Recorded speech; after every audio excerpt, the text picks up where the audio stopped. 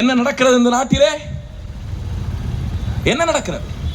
தேர்தல் சமயம் வந்தாலே இந்த பணம் இருக்கிறதே, பணம் தண்ணீர் போல மக்கள் சமூகத்திற்குள்ளாக மக்களிடத்தில் விளையாடுகிறது. பரிசு பொருட்கள் விளையாடுகிறது. இந்த போட்டியிடக்கூடிய வேட்பாளர்கள் எல்லாம் வருவார்கள். இன்னும் கொஞ்ச நாட்களிலே தேர்தல் தேதி அறிவிக்க போகிறார்கள். என்ன செய்வான்? வந்து ஒரு ஹோட்டல்ல மாஸ்டர் தோசை ஊத்திட்டு இருப்பான். அவனை கீழே இறக்கி விட்டு இவன் போய் தோசை ஊத்துவான். ஒரு பெண்மணி துணி துவைச்சிக்கிட்டு இருப்பான். இவர் அந்த பெண்மணியை எழுப்பி விட்டு அந்த துணியை வாங்கி இவர் துவைச்சிக்கிட்டு இருப்பாப்ல. டீ கடையில டீ மாஸ்டர் டீ போட்டுக்கிட்டு இருப்பாப்ல. அவர் இறக்கி விட்டு இவர் டீ ஆத்துவாப்ல. எது? ஏழை பங்காளமா. அன்னைக்கு ஒரு நாள் தான் நீங்க அவங்களை அங்க பார்க்க முடியும். அன்னைக்கு ஒரே நாள் வெற்றி பெற்றாங்கன்னு வச்சுக்கோங்க, இந்த மக்கள் யாருமே அவருடைய கண்ணுக்கு தெரிய மாட்டார்கள். கோமாளிகள், கோமாளிகள், மக்களாட்சியை சீர்கெடுத்தவர்கள். மதிப்பிற்குரியவர்களே, ஒரு நாட்டிலே தேர்தல் ஒழுங்கான முறையிலே நடக்க வேண்டும். தேர்தல் கேலி கூத்தல் அல்ல. நீங்கள் திரையரங்க வாசலிலே படம் பார்க்க நிற்கிறீர்களே, அதுபோல அல்ல வாக்குச்சாவடியின் வாசலிலே ஓட்டு போட நிற்பது. இங்கே இருக்கக்கூடிய ஆண்கள், குடிநோயாளிகள், குடித்தவர்கள் டாஸ்மாக் கடைகளிலே அடித்துக் கொண்டு வரிசையிலே நின்று சாராயம் வாங்குகிறார்களே, அதுபோல அல்ல வாக்குச்சாவடியின் முன்னால் நிற்பது. வாக்குச்சாவடியின் முன்னால் நிற்கக்கூடிய மக்கள் பெரும் கடமையை சுமந்து கொண்டு நிற்கிறார்கள். பொறுப்பை உணர்ந்து கொண்டு அவர்கள் அங்கே நிற்க வேண்டும். ஏனென்றால் ஒரு நாட்டுக்குள்ளாக தேர்தல் ஒழுங்காக நடந்தால், சரியாக நடந்தால், அந்த நாட்டிற்குள்ளாக நடக்கக்கூடிய அரசாங்கம் சரியாக நடக்கும். அமையக்கூடிய அரசாங்கம் சரியாக அமைந்தால் நடக்கக்கூடிய அரசாட்சி, அரச நிர்வாகம் சரியாக அமையும். எங்களுடைய வேட்பாளர் கார்த்திகேயன் சொன்னது போல அரச நிர்வாகம் சரியாக அமைந்தால் அங்கே இருக்கக்கூடிய மக்களுடைய வாழ்க்கை தரம் தானாக உயரும். இதுதான் உலகம் முழுவதும் நிரூபிக்கப்பட்டது. இதுதான் உலகில் வளர்ந்த நாடுகள் அத்தனையிலும் கடைபிடிக்கப்படுவது. இங்கே தேர்தலே கேலி கூத்தாகிறது. தேர்தலிலே அவன் உங்களுக்கு லஞ்சம் கொடுத்து உங்களுடைய வாக்கை வாங்கி உங்களையும் லஞ்சவாதியாக, ஊழல்வாதியாக மாற்றுகிறான். உங்களையும் தான் செய்கிற திருட்டிலே பங்கெடுக்க வைக்கிறான். தொடங்கும் போதே லஞ்சத்தோடும் ஊழலோடும் தொடங்கக்கூடிய ஒரு அரசியல்வாதி எப்படி நல்லது செய்வான் என்று நீங்கள் எதிர்பார்க்க முடியும்? அதுவும் இந்த தொகுதியிலே எப்படி எதிர்பார்த்தீர்கள்? எப்படி திமுகவினுடைய வேட்பாளரை தேர்ந்தெடுத்தீர்கள்? அவருடைய பேர் கருணாநிதியாம். கேட்ட உடனே நெஞ்சு வலி வந்து விட்டது. இந்த நாட்டிலே ஒரு கருணாநிதியை தாங்க முடியலடா. ஒரு கருணாநிதியை தாங்கிக் கொள்ள முடியல. திருடுவது பற்றி சொன்னார்கள் எனக்கு முன்பாக பேசியவர்கள். காதுல இருக்கிற கம்மலை திருடுவான் அதிமுக காரன், காதோட திருடுவான் திமுக காரன். எனக்கும் அது போல சொன்னாங்க. கடல்ல கப்பல் போகுது, கப்பல் நிறைய பொருள் இருக்குன்னு வச்சுக்கோங்களேன். கடல்ல போற கப்பல் நிறைய பொருள் இருக்கு அப்படின்னா, கப்பலை திருடுறான் பாருங்க அவன் அதிமுக காரன், கடலையே சேர்த்து திருடுறான் பாருங்க அவன் திமுக காரன். திமுக காரர்கள் போல ஊழல் செய்வதற்கு இந்த உலகத்தில் பிறந்து வர வேண்டும். இந்த நாஞ்சில் சம்பத்து தான் சொல்லுவார். என்ன சொல்லுவார்? கருணாநிதி விஞ்ஞான முறையில் ஊழல் செய்தவர். அவர் செய்த ஊழல்களை கண்டுபிடிக்கவே முடியாது. பசியிலே ஒருவன் திருட போகிறான். ஒரு கடலை கொள்ளை இருக்கிறது என்றால், கடலை முளைத்திருக்கிறது என்றால், கடலை உங்களுக்கு தெரியும், செடி மேல இருக்கும், கடலை மண்ணுக்குள்ள இருக்கும், நிலக்கடலை. மற்றவன்லாம் திருடுனா செடியை புடுங்கிடுவான், புடுங்கி கடலை எடுத்து தின்றுவான். பார்த்தா அந்த இடத்துல செடி இருக்காது, தெரியும் திருடி இருக்காங்கன்னு. ஆனா கருணாநிதி திருடுனா மேல செடி அப்படியே இருக்கும், அடியில மண்ணுக்குள்ள கையை விட்டு கடலையை மட்டும் திருடிடுவாங்க. அவர்கள் திருடினார்கள் என்பதையே கண்டுபிடிக்க முடியாது. அதுபோல திருட்டை செய்யக்கூடியவர்கள் இந்த திமுக காரர்கள். செய்யக்கூடிய திருட்டிலே சின்ன தடயத்தை கூட விட்டு வைக்க மாட்டார்கள். நீங்கள் சிந்திச்சு பாருங்க, இதே பகுதியில் கிறிஸ்துவ மக்கள், கிறிஸ்துவ மதத்தை தழுவக்கூடிய தமிழர்கள் இடுகாடு வேண்டும் என்று நீண்ட நெடுங்காலமாக போராடி கொண்டிருக்கிறார்கள். இடுகாட்டுக்கு நிலம் ஒதுக்க வேண்டும் என்று போராடி கொண்டிருக்கிறார்கள். ஒதுக்குகிற ஏற்பாடுகளும் நடைபெற்றது. ஆனால் அப்படி நடைபெறுகிற போது இதே எம்எல்ஏ அவர்கள் தலையிட்டு அந்த இடத்தை, இடுகாட்டுக்கு அந்த இடத்தை கொடுக்க விடாமல் செய்திருக்கிறார்கள். சரி, உண்மையிலேயே இடுகாட்டுக்கு கொடுக்கக்கூடிய தகுதிகள் அந்த இடத்திற்கு இல்லை என்றால், அது சதுப்பு நில பகுதி என்றால், அல்லது அது ஒரு மேய்க்கால் புறம்போக்கு என்றால், அந்த இடத்தை தூக்கி எப்படி சரவணா செல்வரத்னம் ஸ்டோருக்கு கொடுக்க முடிந்தது? எத்தனை கோடிகளை வாங்கி கொண்டு கொடுத்தீர்கள்? அது எப்படி முடியுது? ஏண்டா ஒருத்தன் இறந்து போயிட்டா புதைக்கிறதுக்கு இடம் கேட்கிறான். புதைக்கிறதுக்கு ஒருவனை புதைப்பதற்கு இடம் கொடுக்க முடியாத அரசாங்கம் பெரும் முதலாளிகளுக்கு கட்டணம் கட்டுவதற்கு இடம் கொடுக்கிறது என்றால் இது எவ்வளவு அயோக்கியமானது? ஏண்டா சுடுகாட்டுல ஊழல் பண்றீங்களா? லஞ்சம் வாங்குறீங்களா? வெக்கமா இல்லையாடா நீங்க? செத்து போன எழுந்து வந்து செருப்பால் அடிக்கும்டா உங்களை. சுடுகாட்டுல ஊழல், லஞ்சம், எப்படி எப்படி ஏற்றுக்கொள்வது? இங்க பேசியவர்கள் சொன்னார்களே, இது நாடாக இருக்கிறதா? அந்த நாடு செய்தித்தாள காலையில எந்திரிச்சா தொட முடியலங்க, பதறுதுங்க. என்னுடைய அண்ணன் ஒருவர் நேற்று எனக்கு அழைத்து சொல்றார், தயவு செய்து தமிழ்நாடு சீர்கெட்டு கொண்டிருக்கிறது, இந்த கஞ்சா புழக்கத்தை பத்தி நீ மேடையில் உறுதியா பேசணும்னு சொல்றார். நீங்க பாருங்க, கடந்த 7 நாட்களில் மட்டும் 2 வயது சிறுமி கற்பழிக்கப்பட்டிருக்கிறார். பாலியல் வன்புணர்வுக்கு ஆளாகி இருக்கிறார் 2 வயது சிறுமி. கிருஷ்ணகிரியிலே செய்தவன் திமுக காரன். என்ன காரணம்? கஞ்சா போதை. இந்த பக்கத்தில் இருக்கிறதே மதுராந்தகம். இந்த மதுராந்தகத்திலே 2 நாட்களுக்கு முன்பாக ஒரு 15 வயது சிறுமி 3 பேராலே கூட்டு பாலியல் வல்லுணர்வுக்கு ஆளாகி இருக்கிறார். ஊத்தங்கரையிலே 60 வயதை தொட்ட மூதாட்டியை அயோக்கியர்கள் பாலியல் வன்புணர்வுக்கு ஆளாக்கி இருக்கிறார்கள். தூத்துக்குடியிலே 12ஆம் வகுப்பு படிக்கக்கூடிய ஒரு மாணவி, தமிழ்நாடே தத்தளித்து கிடக்கிறது. விளாத்தி குளத்திலே தமிழ்நாடே அந்த ஊரை உற்று நோக்கி கொண்டிருக்கிறது, பதட்டப்படுகிறது. கொன்று கற்பழித்து கொன்று காட்டுக்குள்ளாக வீசி இருக்கிறார். இதே கும்மிடிப்பூண்டியிலே நேற்று 3 இளைஞர்கள் கஞ்சாவை புகைத்துவிட்டு ஒரு பெண்ணை சீரழித்திருக்கிறார். ஒரு வாரத்திற்கு முன்பாக திருநெல்வேலி பகுதியிலே இதே போல நான் ஒரு பொதுக்கூட்டம் பேசினேன். திருநெல்வேலியிலே, அங்கே இருக்கக்கூடிய தென்காசியிலே, தூத்துக்குடியிலே, இந்த 3 மாவட்டங்களுக்குள்ளாக சேர்த்து கடந்த 1 மாதம் 2 மாதத்தில் மட்டும் 30 கொலைகள் நடந்திருக்கிறது. 30 கொலைகள். கும்பகோணத்திலே அரசு பள்ளியிலே படிக்கக்கூடிய 12ஆம் வகுப்பு மாணவிகள் பள்ளி ஆண்டு விழா அன்று பக்கத்தில் இருக்கக்கூடிய காவிரி ஆற்றங்கரையிலே உட்கார்ந்து டாஸ்மாகிலே சாராயம் வாங்கி கொண்டு வந்து மாணவிகள், 12ஆம் வகுப்பு படிக்கக்கூடிய மாணவிகள் காவிரி ஆற்றங்கரையிலே உட்கார்ந்து சாராயம் குடித்து விட்டு ஆண்டு விழாவிலே கலந்து கொள்வதற்கு பள்ளிக்கூடத்துக்கு போயிருக்கிறார்கள். போனவர்கள் மயங்கி விழுந்திருக்கிறார்கள். ஆசிரியர் கேட்டிருக்கிறார். இவர்கள் ஆசிரியர்கள் கேட்பது கூட தெரியாமல் புலம்பி இருக்கிறார்கள். பெற்றோருக்கு பதில் சொல்கிறார்கள். பெற்றோர்கள் பதில் தலையிலே அடித்துக் கொண்டு அந்த பள்ளிக்கு ஓடி வந்து மாணவர்களை தூக்கி செல்கிறார்கள். அவ்வளம் இல்லையாடா? அவ்வளம் இல்லையா? அதே கும்பகோணத்திலே 7 மாணவிகள் ஸ்பெஷல் கிளாஸ் இருக்க வச்சு அந்த பள்ளியில, அரசு பள்ளியில இருந்த வாத்தியார் அபியூஸ் பண்ணிருக்காண்டா, மொல்லாஸ் பண்ணிருக்காண்டா, பாலியல் வல்லுனருக்கு ஆர்ப்பரிச்சிருக்காண்டா. என்ன நடக்குது இந்த நாட்டில்? எத்தனை கொலைகள், கொல்ல. இதே பல்லாவரம் பகுதியில் 27 சவரன் நகைய வீட்டுக்குள்ள வந்து கொள்ளடிச்சிருக்காங்க. 2 நாள் தான் ஆகுது. ஆள் இருக்கிற போதே பட்டப்பகலிலே. என்ன நடக்குது இந்த நாட்டில்? அரசாங்கம்னு ஒரு இருக்கா? இயங்குதா இல்லையா? இந்த நாட்டுக்குள்ள கஞ்சா எப்படி வருது? உயர்நீதிமன்றம் சொல்கிறது, நடக்கிற குற்றங்கள், பெரும்பான்மையான குற்றங்களுக்கு பின்னணியிலே கஞ்சா இருக்கிறது, டாஸ்மாக் சாராயம் இருக்கிறது என்று. சிந்தித்து பாருங்கள். நடக்கக்கூடிய பெரும்பாலான விபத்துகள், உயிரிழப்புகளுக்கு பின்னாலே டாஸ்மாக் சாராயம் இருக்கிறது, கஞ்சா இருக்கிறது என்று சொல்கிறார்கள். கஞ்சா புழக்கத்தை கட்டுப்படுத்த முடியாத ஒரு அரசாங்கம். என்ன அரசாங்கம் இது? என்ன அரசாங்கம் இது? காவல்துறை கட்டுப்படுத்த வேண்டிய காவல்துறை கை கட்டி வேடிக்கை பார்க்கிறது. எவன் ஒருவன் கஞ்சா விற்கிறானோ அவனிடத்தில் போய் மாமூல் வாங்குறது. எவனாவது இங்க கஞ்சா விற்கிறான், இந்த தெரு சீரழிதுன்னு சொன்னா எவனாவது காவல்துறைக்கு தகவல் கொடுத்தா காவல்துறை உடனே எவன் விற்கிறானோ அவனுக்கு தகவல் கொடுக்க வேண்டியது. அவன் எல்லாம் ஒன்னா சேர்ந்து இவனை போட்டு தள்ளிடுவான், தகவல் கொடுத்தவனை. சிந்திச்சு பாருங்க,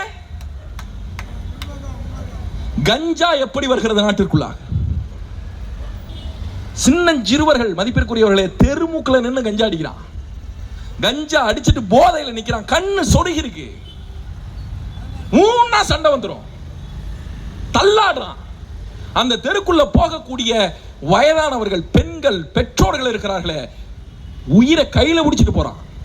அவனை திரும்பி அவன் கண்ணை பார்த்தா வெறி கொண்டு வந்து இவனை அடிக்கிறான். இந்த நாட்டில் பெண் பிள்ளையை பெற்று வைத்திருக்கிற அம்மாவும் அப்பாவும் எப்படிடா நிம்மதியா இருக்க முடியும்? எப்படிடா நிம்மதியா இருக்க முடியும்? தாயையும் பிள்ளையும் சேர்த்து பாலியல் வல்லுறவுக்கு ஆளாக்குகிறவன் இந்த நாட்டில் எவன்டா? திமுக. நீ மறுத்து பேசுனி, நான் ஆதாரத்தோட பேசுறேன். மறுத்து பேசுனி. அத்தனை பேரும் ரவுடி பயலுங்க, பொறுக்கி பயலுங்க, அறம் கெட்ட தரம் கெட்ட பயலுங்க. இந்த நாடு சிறுக சிறுக சீரழிவை சந்தித்திருக்கிறா. உங்கள் கனிமொழி பேசினாரே திமுகவிலே, கடந்த முறை கனிமொழி பேசினார். என்ன பேசினார்? தமிழ்நாட்டுக்குள்ளாக இளம் விதவைகள் அதிகமாகிவிட்டார்கள். குடித்து குடித்து இந்த மாநிலத்திற்குள்ளாக இருக்கக்கூடிய இளைஞர்கள் செத்து போகிறார்கள். வீட்டிற்கு சம்பாதித்த பணத்தை கொடுப்பதில்லை. வீட்டிலே மனைவியாலே குடும்பம் நடத்த முடியவில்லை. டொமஸ்டிக் வயலன்ஸ் அதிகரித்திருக்கிறது. வீட்டுக்குள்ளே நடக்கக்கூடிய குடும்ப சண்டை அதிகரித்திருக்கிறது. அரிசி வாங்க முடியல, புடவை வாங்க முடியல. எடப்பாடி பழனிசாமி அரசாங்கம் டாஸ்மாகை திறந்து வச்சிருக்கு. அப்படியெல்லாம் பேசினீங்களே அக்கா. உங்க ஆட்சி வந்து 4.25 வருஷமாயி ஆட்சி முடிய போதுக்கா. டாஸ்மாக மூடாம என்னத்த கலட்டுனீங்க? நீங்க என்ன பண்ணீங்க? என்ன பண்ணீங்க? அந்த குடியார சொல்றது சரிதான். குடியாரம் பேச்சு கடவுள் பேச்சு மாதிரி போய் பேச மாட்டாங்க. அதாவது அவர் சொல்றது சத்தியமா உண்மை. எனக்கு என்ன புரியலன்னா, அவர் வரைக்கும் எனக்கு தெரிஞ்சிருக்கு பாருங்க. அதுதான் ரொம்ப முக்கியமானது. டாஸ்மாக், நான் சொல்றேன் உங்களுக்கு, டாஸ்மாக்ல 2025 ஆண்டு வருமானம், போன வருடத்தோட ஆண்டு வருமானம் 48,000 கோடி. 10 கோடி 20 கோடி அல்ல, 48,000 கோடி. ஒரு நாளைக்கு தமிழகத்திற்குள்ளாக 150 இருந்து 170 கோடி ரூபாய்க்கு சாராயம் விற்கிறது. இது சராசரி. கடந்த தீபாவளிக்கு 790 கோடிக்கு தமிழ்நாட்டிலே சாராயம் விற்றிருக்கிறது. கடந்த பொங்கலுக்கு 725 கோடி ரூபாய்க்கு சாராயம் விற்றிருக்கிறது.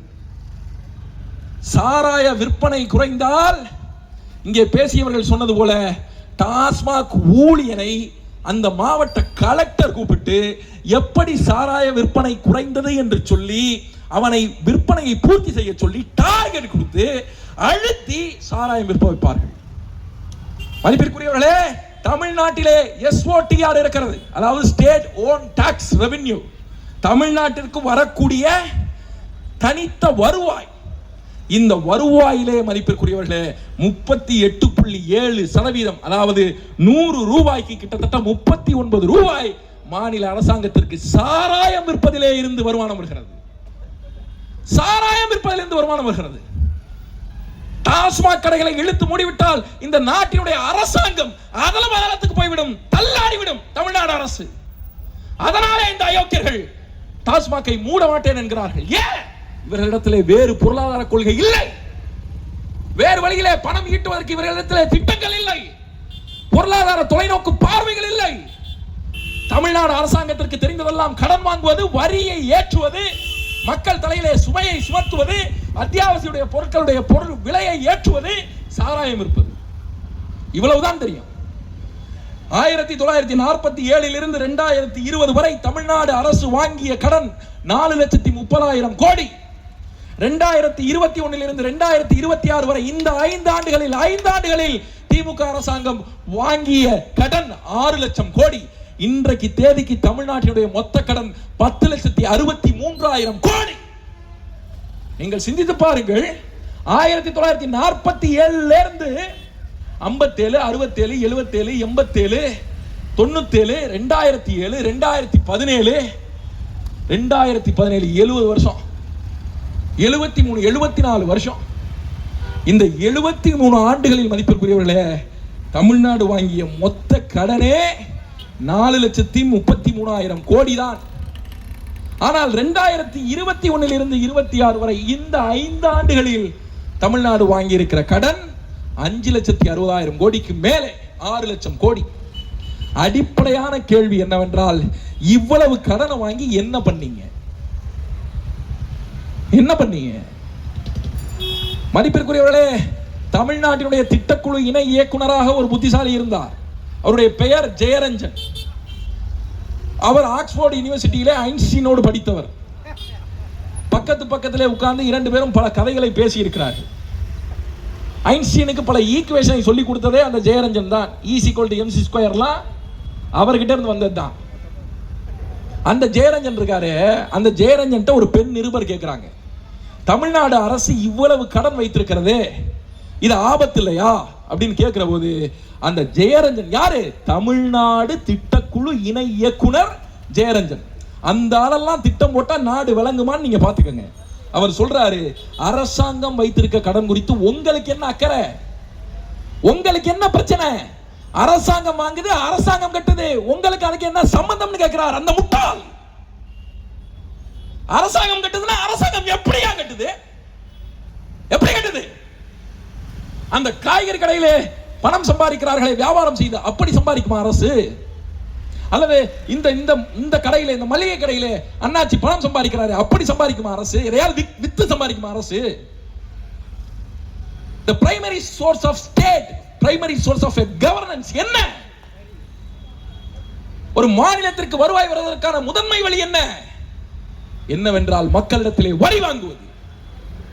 நீங்களும் நானும் கட்டுகிறோமே வரி, தேய்க்கிற பற்பசையில் இருந்து தூங்குவதற்கு முன்பாக கொளுத்தி வைக்கிற கொசுவர்த்தி வரை எல்லாவற்றுக்கும் வரி கட்டுகிறோம். எல்லாவற்றுக்கும் வரி. அதை தாண்டி வீட்டு வரி ஏறி இருக்கிறது, சொத்து வரி ஏறி இருக்கிறது, அதை தாண்டி குப்பை வரி ஏறி இருக்கிறது, மின்சார கட்டணம் ஏறி இருக்கிறது, பயன்படுத்தக்கூடிய அனைத்து பொருட்களுடைய விலையும் ஏறி இருக்கிறது. 5 ஆண்டுகளுக்கு முன்பாக விற்ற பொருளினுடைய விலை அதே விலையிலே இப்போது விற்கிறதா? சிந்தித்து பாருங்கள். 5 ஆண்டுகளுக்கு முன்பாக பெட்ரோல் விலை என்ன? 5 ஆண்டுகளுக்கு முன்பாக கேஸ் லிட்டர் விலை என்ன? 5 ஆண்டுகளுக்கு முன்பாக நீங்க பயன்படுத்தக்கூடிய பொருட்களுடைய விலையும் இன்றைய விலையும் ஒன்றாக இருக்கிறதா? இல்ல, ஏறி இருக்கிறது. வரிகள் ஏறி இருக்கிறது. மின் கட்டணம் 3 மடங்கு 4 மடங்கு ஏறி இருக்கிறது. இதெல்லாம் யாருக்கு போகிறது? இந்த பணம் எல்லாம் யாருக்கு? இந்த பணம் அத்தனையும் அரசாங்கத்திற்கு. நம்முடைய உழைப்பை, வியர்வையை, ரத்தத்தை வரியாக உறிஞ்சி கொழுக்கிறது தமிழ்நாடு அரசாங்கம். இந்தியாவிலே தமிழ்நாடு ஒன்றும் குறைவான வரி கட்டுகிற மாநிலம் அல்ல. இது திருப்தியான மிகை வரி கட்டக்கூடிய மாநிலம் தமிழ்நாடு. இது இல்லாம நீ 6 லட்சம் கோடி கடன் வாங்கியிருக்க. இதுவும் இல்லாமல் டாஸ்மாகில் இருந்து 48,000 கோடி ரூபாய் வருமானம் சம்பாதிக்கிற. ஒவ்வொரு தேர்தலிலும் பூரண மதுவிலக்கு என்று திமுக தேர்தல் அறிக்கை கொடுக்கிறதே, ஒவ்வொரு தேர்தலிலும் பூரண மதுவிலக்கு என்று அதிமுக தேர்தல் அறிக்கை கொடுக்கிறதே, இந்த இருவேறும் கட்சிகளோடு கூட்டணி வைக்கக்கூடிய பாமக நாங்கள் ஆட்சிக்கு வந்தால் முதல் கையெழுத்தே பூரண மதுவிலக்குத்தான் என்கிறார்களே. அண்ணன் திருமாவளவன் அவர்கள் மதுவிலக்குக்காக மாநாடு போடுகிறார்களே. இவர்கள் தானே கூட்டணியிலே இருக்கிறார்கள், இவர்கள் தானே ஆட்சியிலே இருக்கிறார்கள். ஆட்சியிலே அதிகாரத்திலே இருக்கக்கூடிய இவர்கள் அறிவித்தது போல மதுவிலக்கை கொண்டு வராதது ஏன்? இந்த நாட்டுக்குள்ளாக டாஸ்மாக் கடைகளை இழுத்து பூட்டாதது ஏன்? அதிமுக அரசாங்கத்தை பார்த்து கேட்ட கனிமொழி அவர்களே, உங்கள் அண்ணன் ஸ்டாலின் தானே ஆட்சி செய்கிறார், திரும்பி பார்த்த அவர் முகத்தை பார்த்து கேட்க வேண்டியது தானே? ஏன் கேட்கல? ஏன் கேட்கல? ஏன்டா மக்களை ஏமாத்துறீங்க? டாஸ்மாக் கடையை மூட முடியாதுன்னா மூட முடியாதுன்னு சொல்லு. மூன்றோன்னு சொல்லி வாக்கு வாங்கி ஒவ்வொரு முறையும் ஓட்டு வாங்கி மக்களிடத்தில் ஏன் அவனை ஏமாத்துற? இது எவ்வளவு பெரிய அயோக்கியத்தனம், எவ்வளவு பெரிய அயோக்கியத்தனம். திமுகவினுடைய தேர்தல் அறிக்கை எடுத்து நீங்கள் படிக்க வேண்டும். சிரிப்பாய் சிரித்து போகும். 2021 திமுகவினுடைய அரசாங்கம் 505 வாக்குறுதிகளை தேர்தல் அறிக்கையாக கொடுக்கிறது. 505 வாக்குறுதிகள். இந்த 505 வாக்குறுதிகளில் வெறும் 13%, அதாவது 65 வாக்குறுதிகள் மட்டும்தான் நிறைவேற்றப்பட்டிருக்கிறது. அதற்கு மேலாக நிறைவேற்றப்படவில்லை. மிக பிரதானமான வாக்குறுதியாக நிறைய வாக்குறுதிகள் இருந்தது. அதில் முக்கியமானது, நாங்கள் ஆட்சிக்கு வந்தால் 2 மாதத்திற்கு ஒரு முறை எடுக்கக்கூடிய மின் கட்டணத்தை 1 மாதத்திற்கு ஒரு முறை அளவிட்டு எடுப்போம் என்று தேர்தல் வாக்குறுதி கொடுத்தது திமுக. ஆட்சி முடிய போகிறது. இன்று வரை ஏன் 1 மாதத்திற்கு ஒரு முறை நீங்கள் மின் கட்டணத்தை எடுக்கவில்லை? ஏன் எடுக்கல? யார் கேட்டா? இத நீ கொடுத்த வாக்குறுதியை ஏன் நிறைவேற்றல? ஏன் 1 மாதத்திற்கு ஒரு முறை எடுக்க வேண்டும்? ஒரு மாதத்திற்கு ஒரு முறை மின் கட்டணத்தை எடுத்தால் நீங்கள் 6000 ரூபாய் கட்டுகிற இடத்திலே வெறும் 1500 ரூபாய் தான் கட்டுகிற நிலை வரும். உங்களுக்கு 4500 ரூபாய் லாபமாக கையிலே வந்து நிற்கும். ஏனென்றால் ஸ்லாப் கணக்கீடுகளின்படிதான் யூனிட்டுகள் அளவிடப்படுகிறது. 200 யூனிட் வரைக்கும் ஒரு விலை, 300 யூனிட் வரைக்கும் ஒரு விலை, 300ல இருந்து 500 வரைக்கும் 700 வரைக்கும் ஒரு விலை, அதுக்கு மேல போனா ஒரு விலை. ஒவ்வொரு யூனிட்டோட விலையும் நம்முடைய பயன்பாட்டுக்கு ஏற்றபடி ஏறிக்கொண்டே போகும். 2 மாதத்திற்கு மொத்தமா கணக்கிடும் போது அதிக யூனிட்டுகளை பயன்படுத்தி இருப்போம், அதனுடைய விலை அதிகமாக இருக்கும். ஒரு மாதத்திற்கு நீங்க அதை பிரிச்சு எடுத்தீங்கன்னா 200 யூனிட் பயன்படுத்துற இடத்துல 100 யூனிட் தான் பயன்படுத்துவீங்க. அதற்கான கட்டணம் மிக குறைவாக வரும். சிந்திச்சு பாருங்க, ஏன் இதை அவர்கள் செய்யல? இந்த நாட்டிலே இலவசங்கள் கொடுத்து சீரழித்திருக்கிறார்களே மக்களை. இந்த நாட்டுக்குள்ளாக இலவச பேருந்து பயணத்தை எவன் கேட்டது?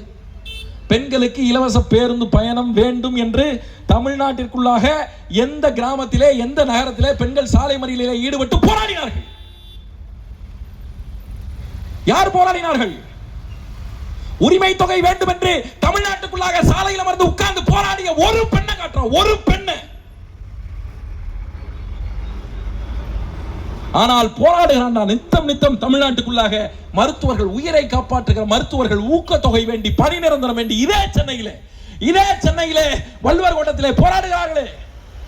செவிலியர்கள் கொரோனா நேரத்திலே தங்களுடைய உயிரையும் துச்சமென நினைத்து மக்கள் சமூகத்துக்காக பணி செய்து மக்களை காப்பாற்றினார்களே செவிலியர்கள். அந்த செவிலியர்கள் நிரந்தர பணி கேட்டு முறையான சம்பளம் கேட்டு போராடி கொண்டிருக்கிறார்களே இதே சென்னையில்.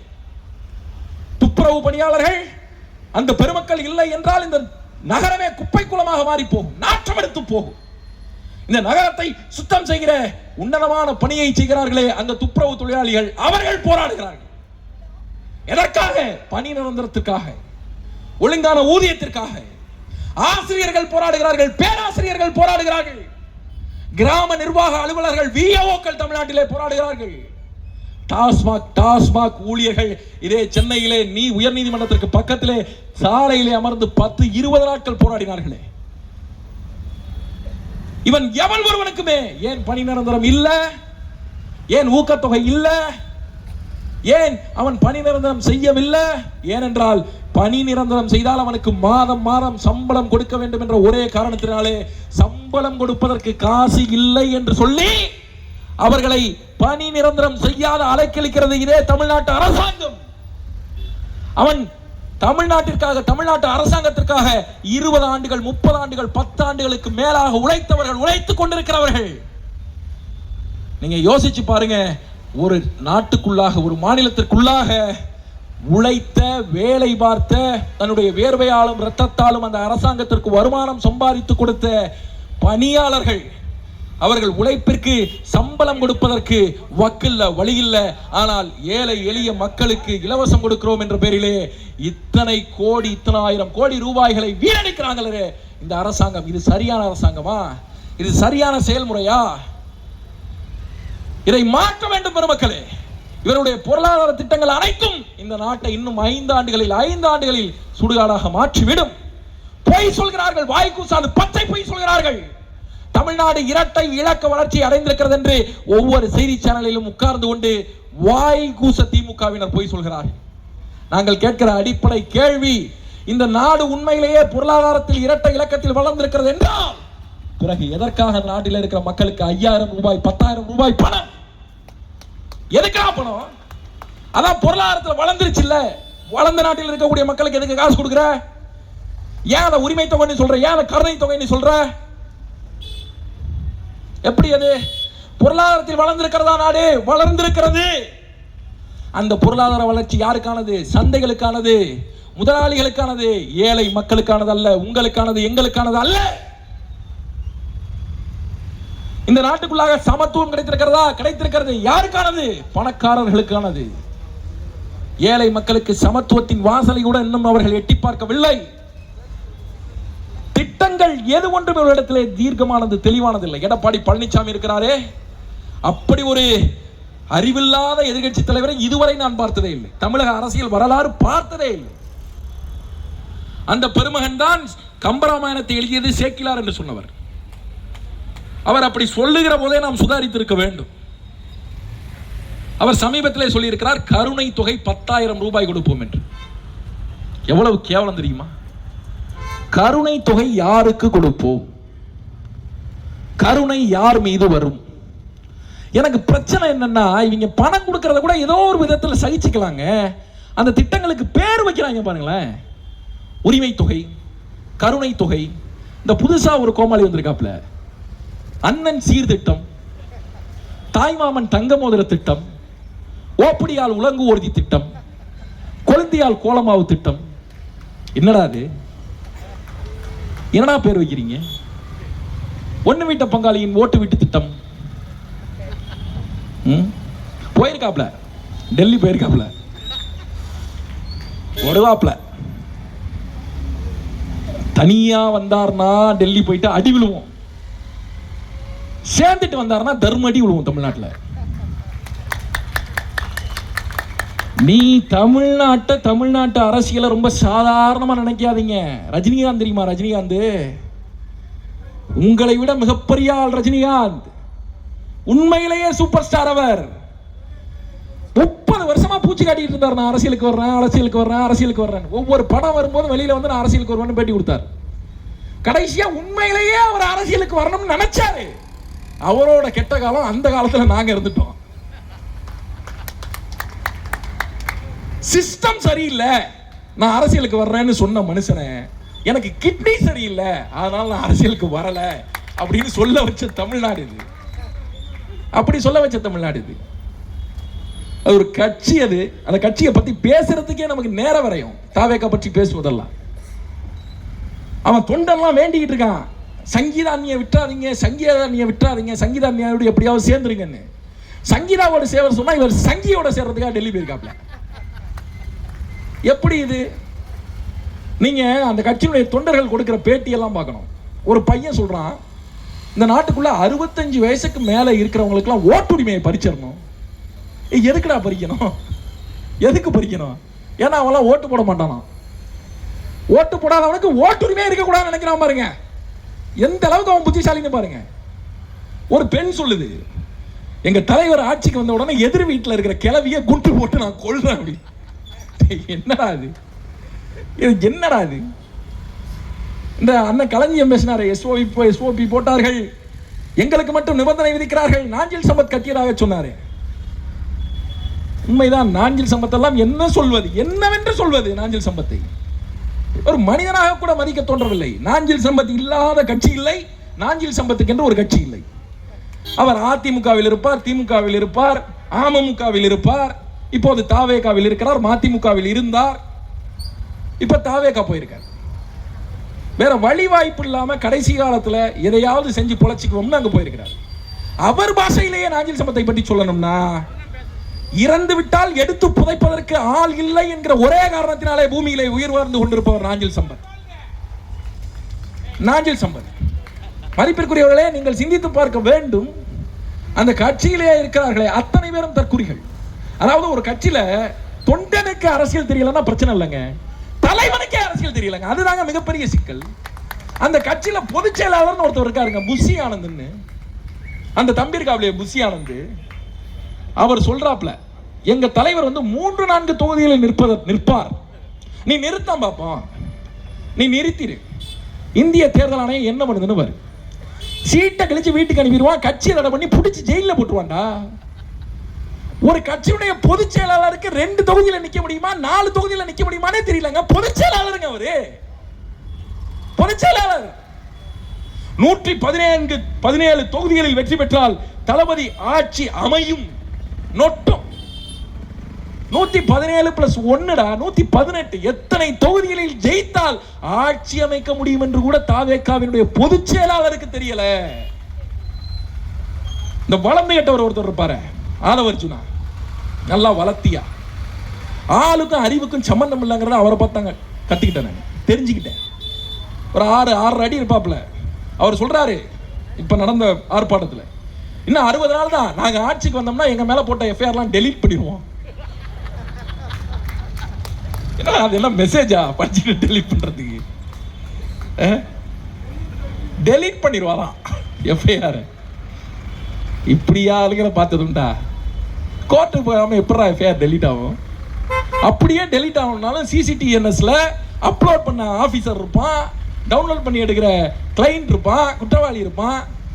எப்படி டெலீட் பண்ணுவீங்க? அந்த சைட்டுக்குள்ள போய் உனக்கு ஆக்சஸ் கொடுத்தது யாரு டெலீட் பண்றதுக்கு? எப்படி டெலீட் பண்ணுவீங்க? இவங்க எல்லாம் இப்படியே பேசுறாங்க. பயமா இருக்கு. பெரிய பிரச்சனை என்ன அப்படின்னா, இவங்களை நினைச்சா நமக்கு வந்து பயம். ஒரு பக்கத்து பாவமா இருக்கு, இன்னொரு பக்கம் பயமா இருக்கு.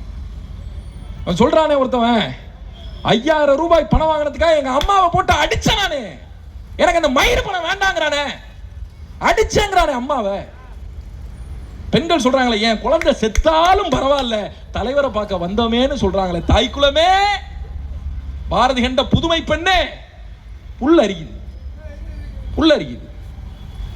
இன்னும் வாயில பேச முடியாத, வாய் கூசக்கூடிய வார்த்தைகள் அத்தனையும் சொல்கிறார்கள், அத்தனையும் சொல்கிறார்கள். கனவுல கூட நடக்காது. தங்கம் கொடுக்கிறாரு, 1/2 கிராம் தங்கம், 4 கிராம் தங்கம், 1 பவுன் தங்கம், பட்டு புடவை. அறிவிப்பெல்லாம் பார்த்தா நம்ம அரசியல் கட்சி மாதிரி தெரியலையே, அண்ணாச்சி கடை நடத்துற மாதிரிலாம் இருக்குது. பட்டு புடவையா, தொட்டு தொடரும் ஒரு பட்டு பாரம்பரியம். தங்கமோ டேய், பாருங்க, யோசிச்சு பாருங்க. 1 பவுன் தங்க மோதிரம், அண்ணன் சீரு. குழந்தை பிறந்தா 4 கிராம் தங்க மோதிரமா? எத்தனை ஆயிரம் குழந்தைகள் தமிழ்நாட்டில் பிறக்குது ஒவ்வொரு வருஷத்துக்கும்? எத்தனை பேர் வந்து கல்யாணம் பண்றான்? எத்தனை பெண்கள் கல்யாணம் பண்றான்? இத்தனை பேருக்கு எத்தனை கிலோ தங்கம் வாங்கி அதை எப்படி மோதிரமா மாத்தி கொடுப்பீங்க?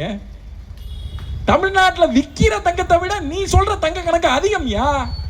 என்ன பனையூர் பங்களாவுக்குள்ள தங்க சுரங்கம் வச்சிருக்கியா என்ன? எப்படி சாத்தியப்படும்? கேட்கணும், இந்த அயோக்கியர்கள்ட்ட கேட்கணும்.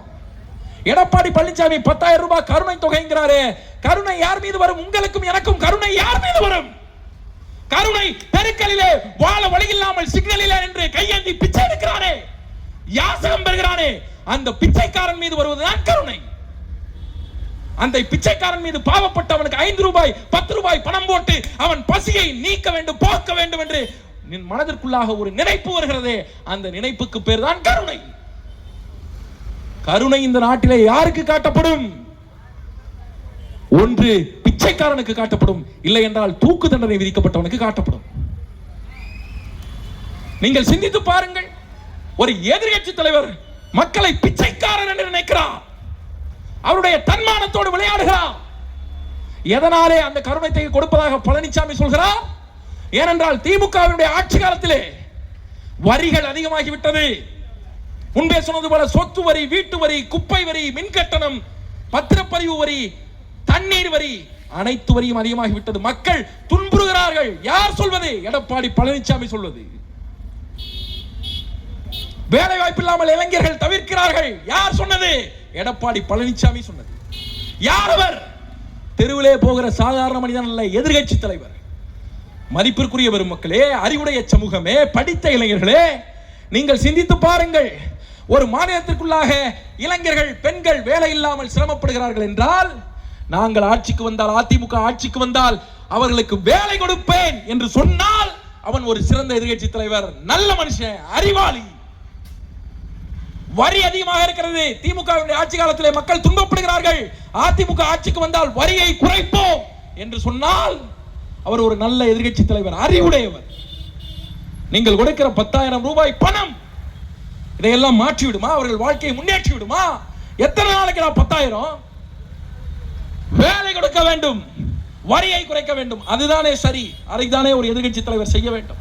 அவரிடத்திலே கேட்கிறார்கள், ஏற்கனவே நாடு இத்தனை லட்சம் கோடி கடனிலே இருக்கிறதே, நீங்கள் வந்தால் 10,000 ரூபாய் கொடுப்பேன் என்கிறீர்களே, அதற்கான பணத்தை எங்கிருந்து ஏற்பாடு செய்வீர்கள் என்று கேட்கிற போது அவர் சொல்கிறார், நாங்கள் ஆட்சிக்கு வந்த பிறகு வல்லுநர்களோடு கலந்து ஆலோசித்து அதற்குண்டான முடிவை எடுப்போம் என்கிறார். இது எவ்வளவு கேவலமானது. திட்டத்தை கையில் வச்சுக்கிட்டா நீங்க திட்டத்தை அறிவிக்கணும். எப்படி செய்வீங்கிற அந்த விரிவாக்கத்தை கையில் வச்சுக்கிட்டா நீங்க திட்டத்தை அறிவிக்கணும். அதுதானே புத்தி உள்ளவன் செய்யற வேலை. ஆக மதிப்புக்குரியவர்களே, இவர்களுடைய இந்த ஆட்சி தூக்கி எறியப்பட வேண்டும். இவர்களுக்கு சமூகத்தின் மீது அக்கறை கிடையாது. ஏன் டாஸ்மாக்குகள் பூட்டப்படவில்லை? டாஸ்மாக்காலே கனிமொழி சொல்வது போல இளம் விதவைகள் அதிகரிக்கிறார்கள், கொலை குற்றங்கள் அதிகரிக்கிறது, கற்பழிப்புகள் அதிகரிக்கிறது, திருட்டு அதிகரிக்கிறது, விபத்துகள் அதிகரிக்கிறது, உயிரிழப்புகள் நடக்கிறது. அது மட்டும் இல்லாமல் ஏழை எளிய மக்கள் உழைக்கிறார்களே, நித்தம் 700 ரூபாய் 500 ரூபாய் சம்பளத்துக்கு போய் அந்த சம்பளத்தில் 200 ரூபாயை தினமும் டாஸ்மாக் குடிக்குது. ஒரு நாளைக்கு 200 ரூபாய்னா ஒரு மாசத்துக்கு 6000 ரூபாய். அவன் சம்பாதிக்கக்கூடிய 18,000 ரூபாய் மாதத்திலே வெறும் 6000 ரூபாய் முழுக்க முழுக்க சாராயத்திற்கு மட்டுமே போகிறது. இதுதான் உழைப்பு சுரண்டல், இதுதான் பொருளாதார சுரண்டல். இதை ஒரு சமூக அவலம் என்று பார்த்தால், சாராயத்தால் இந்த நாட்டிலே தீங்கு ஏற்படுகிறது என்று பார்த்தால், சாராயத்தால் இந்த நாட்டிலே குற்றங்கள் ஏற்படுகிறது என்று பார்த்தால், ஆளக்கூடிய அரசாங்கம் சாராய கடைகளை மூடும். ஆனால் இவர்கள் 48,000 கோடி வளம் ஒழிக்கக்கூடிய வியாபாரமாக அதை பார்க்கிற போது சத்தியமாக இவர்கள் மூட மாட்டார்கள். அதை தாண்டி இவர்கள் மூடாததுக்கு இன்னொரு காரணம் இருக்கிறது. டாஸ்மாகிலே விற்கிறவனுக்கு அரசாங்கத்துக்கு 48,000 கோடி ரூபாய் வருமானம் வருகிறது. இவனுக்கே விற்கிறவனுக்கே 48,000 கோடி ரூபாய் வருமானம் என்றால், அந்த சாராயத்தை தயாரிக்கிறவனுக்கு எத்தனை லட்சம் கோடி வருமானம் என்று நீங்கள் பார்த்துக் கொள்ளுங்கள். அதை தயாரிப்பது யார்? இதே திமுகவினுடைய மந்திரிகள், இதே அதிமுகவினுடைய மந்திரிகள். அவர்களிடத்துல தான் சாராயால இருக்குது. தமிழ்நாட்டில் இருக்கிற 11 லிக்கர் ஃபேக்டரியை வச்சிருக்கவன் இந்த திமுக அதிமுக காரன். லட்சம் கோடிக்கு மேல கொள்ளடிக்கிறான். இதை டாஸ்மாக் பக்கத்திலே மணமகள் மன்றம் என்று பார் வைக்கிறார்களே, அந்த பாரை டெண்டருக்கு எடுப்பவன் எவன்? இதே திமுக காரன், இதே அதிமுக காரன். ஆக கட்சிக்கும் அரசாங்கத்திற்கும் லட்சம் கோடிக்கு மேல லாபம் கொளிக்கக்கூடிய ஒரு தொழில், கேவலங்கிட்ட தொழில் இந்த சாராயம் வைக்கிறது. இந்த வேலையை இவங்க செய்ய மாட்டாங்க, இவங்க மூட மாட்டாங்க. சாராய கடைகளை யார் மூடுவார்? தமிழ்நாட்டிலே நாம் தமிழர் கட்சி வந்தால் கட்டாயம் மூடுவோம், கட்டாயம் மூடுவோம். திருட்டு பயலுங்க இவங்க, திருட்டு பயலுங்க. மக்களை வாக்குறுதி கொடுத்து ஏமாத்தக்கூடிய குண்டு வல்பு கொடுப்பேன்னு சொன்னியா? நீ பெருசா ஒண்ணு போக வேண்டாம். நீ நீட்ட நீக்க வேண்டாம், நீ நீட்ட நீக்க வேண்டாம், நீ மின்சார கட்டணத்தை குறைக்க வேண்டாம், நீ காவிரி தண்ணி வாங்கி கொடுக்க வேண்டாம், கச்சத்தீவை மீட்டு கொடுக்க வேண்டாம், நீ தமிழ் மொழியை தேசிய மொழியை அங்கீகரிக்கிறதுக்கு வேலை பார்க்க வேண்டாம், ஒண்ணும் பண்ண வேண்டாம். 2021 ரேஷன் கடையில மின் அளவீட்டை கம்மிப்படுத்துகிற விதத்திலே ஒவ்வொரு ரேஷன் அட்டைக்கும் குடும்ப அட்டைக்கும் LED பல்பு தர்றேன்னு திமுக தேர்தல் வாக்குறுதி கொடுத்தது. 2021 தேர்தலே ஆட்சியே முடிய போகிறதே. இங்கே யாருக்காவது பல்ப் வந்ததா? தமிழ்நாட்டுக்கே கொடுத்தான் பல்பு. என்ன இவர்களுக்கு என்ன? கேட்க மாட்டான் இவன், முட்டா பைய. மறுபடியும் ஓட்ட நமக்கு தான் போடுவான். வெக்கம் கெட்டு போய் மறுபடியும் 2000 4000 கொடுத்தால் இதே திமுகவுக்கு இதே அதிமுகவுக்கு தான் அவன் ஓட்டு போடுவான். எளிமையாக அவனிடத்திலே வாக்கை வாங்கி விடலாம் என்று அவன் நினைக்கிறான். நம்முடைய மக்களும் பழக்கம் என்று சொல்லியே திமுகவிற்கும் அதிமுகவிற்கும் ஓட்டு போடுகிறார்கள். மாற்றத்தை எதிர்பார்த்து ஏங்கி நிற்கிறார்கள். மதிப்பிற்குரிய பெருமக்களே, மீண்டும் மீண்டும் ஒரே தவறை செய்துவிட்டு வேறு வேறு மாதிரியான முடிவுகளை எதிர்பார்ப்பது முட்டாள்தனம். மறுபடியும் திமுக அதிமுகவிற்கு ஓட்டு போட்டுவிட்டு எங்களுடைய வாழ்க்கை மாறிவிடும் என்று நீங்கள் கனவு கண்டு கொண்டிருந்தால் சத்தியமாக மன்னித்து விடுங்கள். உங்கள் வாழ்க்கையில் எந்த மாற்றமும் நடக்காது. நாளையில் உங்களுக்கு இருளை தவிர வேறு ஒன்றுமே இல்லை. இவர்களை தூக்கி எறிய வேண்டும். இந்த அயோக்கியர்களை தமிழக அரசியலிலிருந்து அப்புறப்படுத்த வேண்டும். இந்த நாட்டுக்குள்ளாக முதல்வர் பதவி என்ன கலைஞர் வீட்டு குடும்ப சொத்தா? கருணாநிதி அவருடைய வாரிசுகள் மட்டும்தான் நாட்டிலே முதலமைச்சராக வேண்டுமா? அதிமுக எடப்பாடி பழனிசாமி அந்த நாட்டிலே முதலமைச்சராக வேண்டுமா? திராவிட கட்சிகள் மட்டும்தான் ஆள வேண்டுமா? நான் தமிழர் ஆளக்கூடாதா? சீமான் ஆளக்கூடாதா? மதிப்பிற்குரியவர்களே, 60 ஆண்டு காலம் திராவிட ஆட்சி என்பது எப்படி இருக்கும் என்பதை நீங்கள் பார்த்து விட்டீர்கள். நீங்கள் படாத இன்னல் இல்லை, நீங்கள் பார்க்காத துயரம் இல்லை, உங்கள் கஷ்டம் கடந்த பாடில்லை, கண்ணீர் வடித்த பாடில்லை, உங்கள் வாழ்க்கை உயரவில்லை. பிறகு எதற்காக மீண்டும் இந்த அயோக்கியர்களுக்கு வாக்கு செலுத்திக் கொண்டிருக்கிறீர்கள்? ஒரு புதிய முடிவை எடுங்கள், ஒரு புதிய முடிவை. ஒரே ஒரு முறை லைஃப்ல ரிஸ்க் எடுங்க. அதனால உங்களுக்கு எந்த பாதிப்பும் கிடையாது. ஒரே ஒரு முறை. இந்த பிள்ளைகள் இதய சுத்தியோடு தேர்தல் களத்தில் நிற்கிறோம். எங்களை நீங்கள் கவனித்திருந்தால், எங்கள் வரலாறு உங்களுக்கு தெரிந்திருந்தால், உறுதியாக எங்களை தவிர வேறு யாரையும் உங்களாலே தேர்ந்தெடுக்க முடியாது. 2010 மதிப்பிற்குரியவர்களே கட்சி தொடங்கினோம். 2016 தேர்தலிலே நின்றோம். 2010 கட்சி தொடங்குகிற போது மேடையிலே அறிவித்தோம். என்ன அறிவித்தோம்? நாங்கள் இந்த மண்ணிற்குள்ளாக தேசிய கட்சிகளோடு திராவிட கட்சிகளோடு கூட்டணி வைக்க மாட்டோம் என்று அண்ணன் சீமான் அவர்கள் 2010 சொன்னார். 2026 ஆகிறது, 16 ஆண்டுகள் ஆகிறது. இன்று வரை திராவிட கட்சிகளோடு தேசிய கட்சிகளோடு கூட்டணி இல்லை. ஏன் இல்லை? ஏன்னா மக்களுக்கு கொடுத்த வாக்கு, அந்த வாக்கு முக்கியமானது. என் மக்களை வாக்கு வாங்கி அடுத்தவனிடத்தில் கொண்டு போய் அடிமையாக நிப்பாட்ட முடியாது. அவன் வாக்கு எனக்கு மதிப்பு மிக்கது. அவன் என்னை நம்பி வாக்கு போட்டிருக்கிறான், அதை நான் மதிக்கிறேன், என் முடிவிலே உறுதியாக இருக்கிறேன் என்று சொல்லியே மதிப்பிற்குரியவர்களே, 16 ஆண்டுகளாக தனித்து நிற்கிறோம். ஆம், தோற்றோம் தான். சட்டமன்ற தேர்தலிலே தோற்றோம், நாடாளுமன்ற தேர்தலிலே தோற்றோம். எங்கள் அளவுக்கு இந்தியாவிலே தோற்ற அரசியல் கட்சி எது ஒன்றும் இல்லை. மீண்டும் சொல்கிறேன், எங்கள் அளவிற்கு இந்தியாவிலே வெல்ல போகிற அரசியல் கட்சியும் எது ஒன்றும் இல்லை. நாங்கள் உறுதியாக வெல்லுவோம். இந்த கட்சி உண்மையிலேயே முடிந்து போயிருக்க வேண்டும் என்றால், அழிந்து போயிருக்க வேண்டும் என்றால், அது 2016 நடந்திருக்க வேண்டும். 1.1% வாங்கினோம். வெறும் 4.5 லட்சம் வாக்குகள் தமிழ்நாடு முழுவதும். 4.5 லட்சம் வாக்குகள். 4.5 லட்சம் வாக்குகள் வாங்கிய போதே இந்த கட்சி முடிந்து போயிருக்க வேண்டும். மாறாக உழைத்து உழைத்து உள்ள தெளிவோடு, கொள்கை தெளிவோடு, நெஞ்ச உறுதியோடு காலத்திலே தொடர்ச்சியாக நின்று, மக்களிடத்திலே நின்று, மக்களின் நம்பிக்கையை சிறுக சிறுக பெற்று 4 லட்சம் 8 லட்சமானது, 8 லட்சம் 16 லட்சமானது, 16 லட்சம் கடைசி தேர்தலிலே 36 லட்சமாக மாறி இருக்கிறது. மதிப்பிற்குரியவர்களே, நாங்கள் ஏன் தனித்துவமானவர்கள்? நீங்கள் ஏன் எங்களை தேர்ந்தெடுக்க வேண்டும்? இந்த 36 லட்சம் வாக்குகளில் ஒரு வாக்கு கூட 1 பைசா காசு கொடுத்து வாங்கிய வாக்கு இல்லை. இலவசம் கொடுத்து, லஞ்சம் கொடுத்து வாங்கிய வாக்கு இல்லை. இந்த 16 ஆண்டுகளாக கட்சி நடத்துகிறோம். 16 ஆண்டுகளாக தமிழகம் முழுவதும் ஆயிரக்கணக்கிலே ஆர்ப்பாட்டங்கள், பொதுக்கூட்டங்கள் நடத்தி இருக்கிறோம். எந்த ஒரு கூட்டத்திற்கும் காசு கொடுத்து மக்களை அழைத்தது இல்லை. ஆகையாலே மதிப்பிற்குரியவர்களே, இந்த பிள்ளைகளை நீங்கள் தேர்ந்தெடுக்க வேண்டும். வேறு வழியோ வாய்ப்போ உங்களுக்கு இல்லை. இந்த நாடு சுடுகாடாக போகிறது. உங்கள் கண் முன்னாலே அனைத்தும் நடக்கப் போகிறது. இந்த நாடு சுடுகாடு ஆவதற்குள்ளாக இந்த பிள்ளைகளின் கைகளிலே கொடுத்து விடுங்கள். மதிப்பிற்குரியவர்களே, இன்னும் எத்தனை ஆண்டு காலத்திற்கு எங்களை சோதிப்பீர்கள்? எத்தனை ஆண்டு காலத்திற்கு எங்களை நாங்கள் நிரூபிக்க போராட வேண்டும்? உங்களுடைய வாக்குகளை இந்த தேர்தலிலே, எங்களுடைய மதிப்புமிக்க வாக்குகளை எங்களுடைய வேட்பாளருக்கு அளியுங்கள். எங்களுடைய வேட்பாளர் கார்த்திகேயன் அவர்கள் ஒரு மருத்துவர், ஒரு சிறந்த மனிதர், ஒரு நல்ல பண்பாளர், மக்கள் பணியே முதன்மையானது என்று களத்திலே நிற்கக்கூடியவர். தொலைக்காட்சி விவாதங்களிலே பார்த்திருப்பீர்கள், தர்க்க அறிவிலே சிறந்தவர். அவருக்கு அளிக்கக்கூடிய உங்களுடைய வாக்கு, விவசாய சின்னத்திலே அளிக்கக்கூடிய உங்களுடைய வாக்கு மதிப்புமிக்கதாக மாறும். ஒரே ஒரு வாய்ப்பை இந்த பிள்ளைகளுக்கு கொடுங்கள். இந்த தேர்தலிலே உங்களுடைய பொன்னான வாக்குகளை விவசாய சின்னத்திலே பல்லாவரம் தொகுதியிலே போட்டியிடுகிற எங்களுடைய வேட்பாளர் கார்த்திகேயன் அவர்களுக்கு செலுத்துங்கள். ஒரு புதிய அரசியல் வரலாற்றை நாம் தமிழகத்திலே படைப்போம். நன்றி, வணக்கம். நாம் தமிழ்.